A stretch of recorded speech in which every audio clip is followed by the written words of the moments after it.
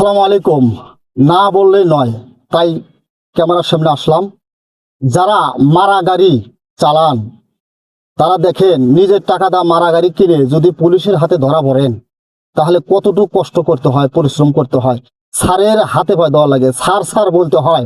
যাকে জীবনে জিজ্ঞেস করবো না যে পুলিশ ঘুষখোর, পুলিশকে জিজ্ঞেস করবো না, তাকে স্যার স্যার বলতে হয়।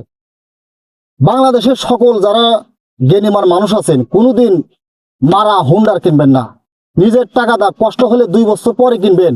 হালাল টাকা রুজির টাকা দা আপনি শোরুম থেকে নতুন গাড়ি কিনবেন, অথবা সেকেন্ড হ্যান্ড কিনেন, নাম্বার করা গাড়ি, কাগজপাতি সুন্দর, এই গাড়ি কিনবেন। তাহলে আপনাকে পুলিশে সালাম দিবে, আপনার সালাম দিতে হবে না।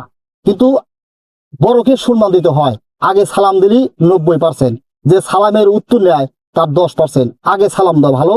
কিন্তু পুলিশ তো এরা মানুষের, জনগণের শত্রু। এরা কয় আমরা মানুষকে সেবা করি, আসলে সেবা না, এরা ঘুষ ছাড়া কিছুই বোঝে না।